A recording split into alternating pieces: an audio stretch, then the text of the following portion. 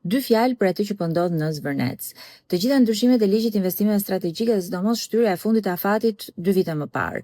Ligji i zonave të mbrojtura dhe ndryshimi që ju bë duke hequr nga zonat të mbrojtura, duke i kaluar në zonat kategorisë 5 ose ndërtimin dhe ndryshimin e zonimit për ndërtime deri në 20%, i kanë hapur rrugë pikërisht asaj që po ndodh sot në Zvërnec.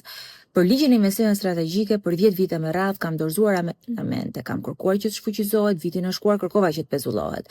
Për ligjin e zonave të mbrojtura bashkë me organizatat e shoqërisë civile ne nisëm një fushat ndërgjegjësimi që do të kishte impakt në mjedis, që do të kishte impakt edhe në këto zona të mbrojtura. E çuam shqetësimin në dyert e Parlamentit Evropian, Komisionit Evropian.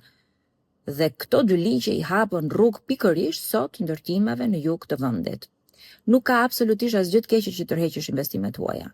Po problemi është, apo i ndryshojmë ligjet për të akomoduar kërkesat për këto investime. Nuk ka absolutisht asgjë të keqe që tërheqësh investime amerikane, përkundrazi, shumë mirë që do të vinë investime amerikane. Po cilët janë pronarët e tjerë të këtij projekti?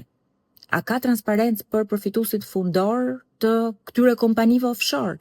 A kemi miratuar një ligj ne që nuk duhet japim asete publike, që nuk do të kemi koncesione, që nuk do japim investime strategjike pa ditur se cilët janë përfituesit?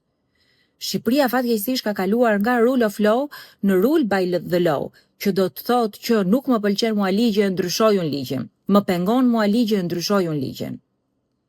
Shqetësimi im për diskutimet e ditëve të fundit ka qenë pikërisht me këtë personalizimin e qeverisjes. Kryeministri dje foli një llogoret gjatë për mbi 2 orë, duke shpjeguar vizioni im, misioni im, vendimi im, negociatat e mia, kam folur unë. Po kush je ti që flet në emër shqiptarëve, që ndan asetet në emër shqiptarëve? Nuk ka ky vend procese transparencë, nuk ka ky vend procedura të rregullta ligjore. Unë besoj që ky është shqetësimi kryesor, jo vetëm për këtë projekt, por çdo projekt tjetër. I njëjti diskutim, i njëjti llumë, i njëjta balë tu hodh kundër kujdo që kishte një mendim për portin e Durrësit. Dhe sot porti i Durrësit është atje duke u fundosur. I njëjti diskutim ndodhi edhe për aeroportin e Vlorës. Edhe aeroporti i Vlorës përsëri të njëjtin fat po ka. Ku ka korrupsion, ka konflikte. Ku ka mungesë transparence, ka përqendrim pushteti, ka shkelje, abuzim të ligjit.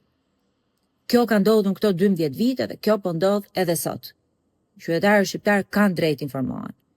Shqipëria sot pretendon të jetë një vend antar i Bashkimit Evropian dhe këto diskutime duhet ishin vite larg. Nuk jemi ne asnjë vend i Afrikës që një njeri vendos çdo gjë, nuk jemi ne asnjë vend i botës tretë ku nuk ka procese ligjore. Këtë transparencë duhet siguroj Shqipëria. Këtë transparencë për pronësinë, për përfituesit fundor, për projektin ka apo s'ka, për kostot e projektit.